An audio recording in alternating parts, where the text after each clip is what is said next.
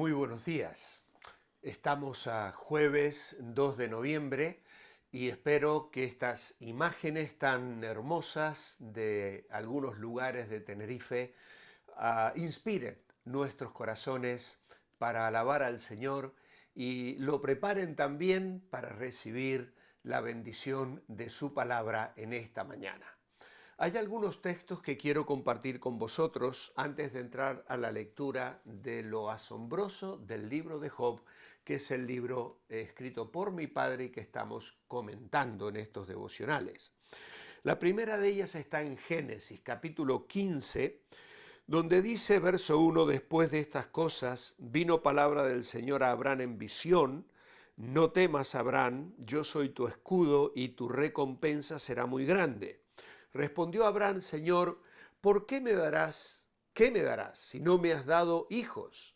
Y el mayordomo de mi casa es Eliezer el Damaseno. Dijo también Abraham, como no me has dado prole, mi heredero será un esclavo nacido en mi casa.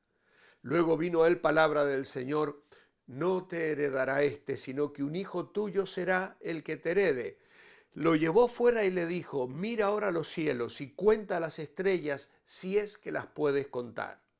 Y añadió, así será tu descendencia. Abraham creyó al Señor y le fue contado por justicia. Vamos ahora al libro de Job, capítulo 25, versículo 4. ¿Cómo pues se justificará el ser humano delante de Dios? ¿Cómo será puro el que nace de mujer? Si ni aun la misma luna es resplandeciente, ni las estrellas son puras delante de sus ojos, cuánto menos el mortal, ese gusano que es el ser humano. Y una lectura más en Romanos capítulo 4. Entonces, ¿qué diremos que halló Abraham, nuestro antepasado, según la carne? Porque si Abraham hubiera sido justificado por las obras, tendría de qué jactarse, pero no ante Dios, porque, ¿qué dice la Escritura? Que Abraham creyó en Dios y le fue tenido en cuenta como justicia. Ahora bien, el que trabaja no se le cuenta el salario como un regalo, sino como deuda. En cambio, al que no se basa en sus obras, sino cree en aquel que justifica al impío, su fe le es tenido en cuenta como justicia. En la página 47 encontramos el capítulo 2, un hombre justificado por Dios. Y comienza con el texto final del día anterior, Romanos 8:33. ¿Quién acusará a los escogidos de Dios? Dios es el que justifica. Esta declaración resume toda la doctrina de la justificación por el Espíritu Santo a través del apóstol Pablo. Él la desarrolló en Romanos 3:19 al capítulo 5, versículo 11. Esta doctrina es conocida por estar en la dispensación de la gracia, pero no pudo ser plenamente comprendida por los patriarcas ni los héroes de la fe del Antiguo Testamento. Incluso Job mismo se preguntó en el capítulo 9:2, ¿cómo se justificará el hombre ante Dios? Esta misma pregunta la plantea Bildad en el capítulo 25, donde se compara a los hombres con gusanos y señala que ni la luna ni las estrellas son limpias ante la mirada examinadora de Dios. Para demostrar que la justificación es por gracia y no por méritos humanos, el apóstol Pablo utiliza el ejemplo de Abraham en Génesis 15:6, donde se dice, Abraham creyó a Jehová y le fue contado por justicia. Abraham fue considerado justo delante de Dios debido a su fe, y lo hemos leído también en Romanos capítulo 4, versículos 1 al 5.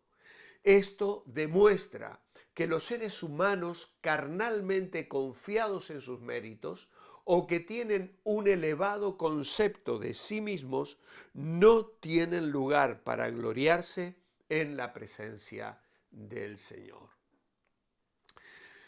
Las estrellas del cielo y las arenas del mar que el Señor le muestra a Abraham en Génesis 15 se hallan como expresiones favoritas del Antiguo Testamento para representar grandes cantidades. Por ejemplo, en Génesis 41, 49, vamos a leerlo, dice allí: recogió José trigo como si fuera arena del mar, tanto que no se podía contar, porque era incalculable.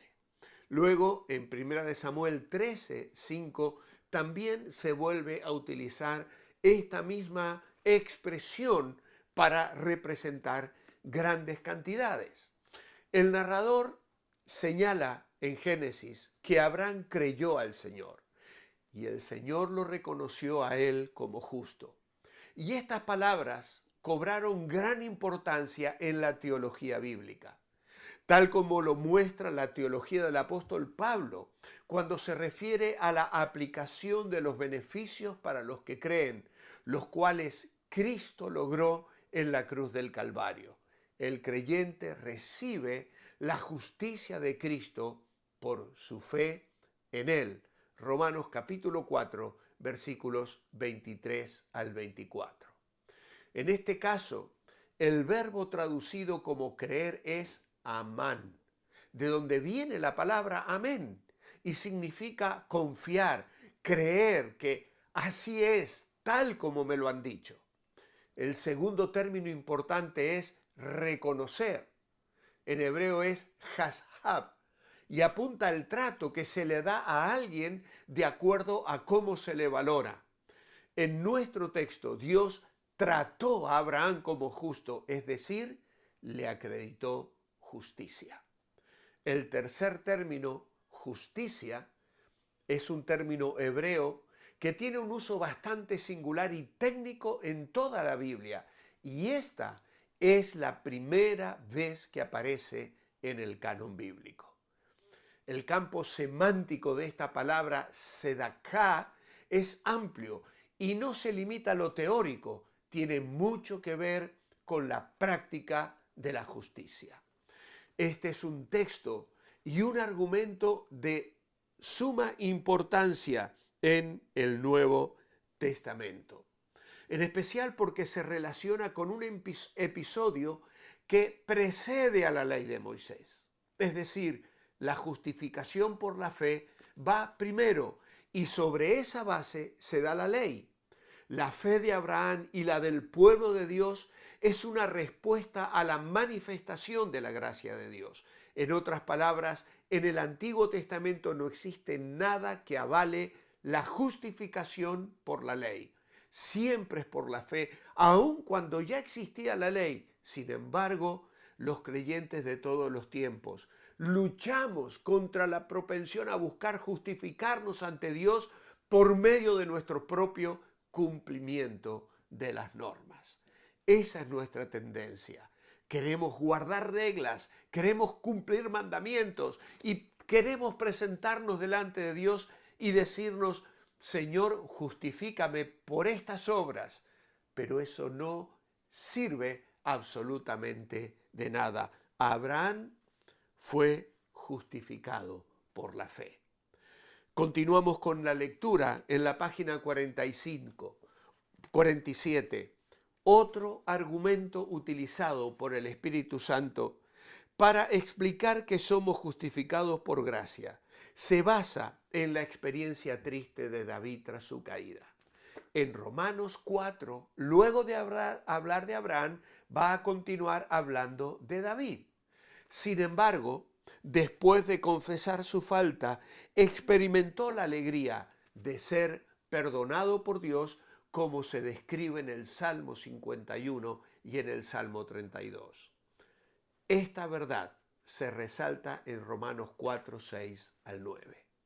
Los patriarcas no pudieron experimentar plenamente esta gozosa realidad debido a una falta de conocimiento. Y Romanos capítulo 4, versículo 6 dice, del mismo modo David también afirma la bienaventuranza de aquel a quien Dios atribuye justicia sin obras cuando dice, dichosos aquellos cuyas iniquidades son perdonadas y cuyos pecados son cubiertos. Dichoso aquel a quien el Señor no culpa de pecado.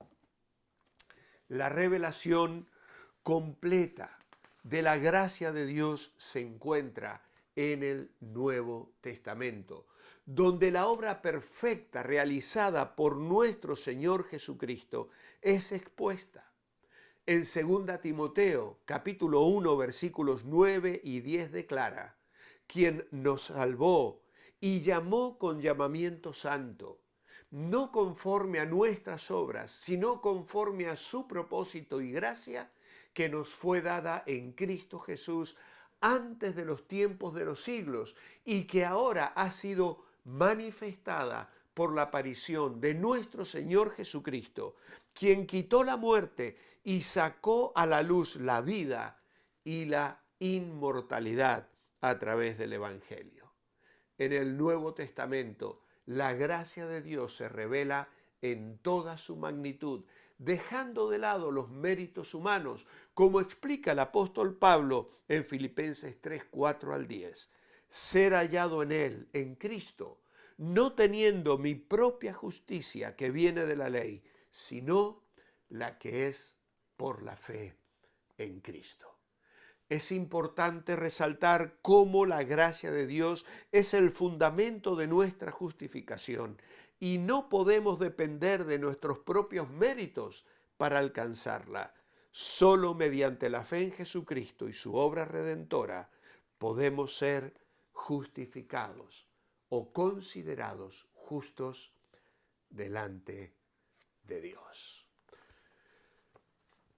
Qué preciosa meditación, qué preciosa verdad y qué hermosa experiencia sabernos justos en base a la obra de Jesucristo. Padre, gracias te damos en esta mañana por esta salvación, por el perdón de nuestros pecados, porque tú has provisto un mediador, porque Jesús llevó sobre sí el castigo de nuestros pecados, el justo por los injustos, para llevarnos a Dios. Y aquí estamos, Señor, en tu presencia, adorándote y gozándonos en esta bendita e íntima relación contigo.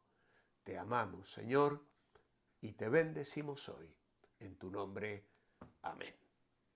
Os espero mañana viernes para cerrar esta semana. Mientras tanto, manteneos bendecibles.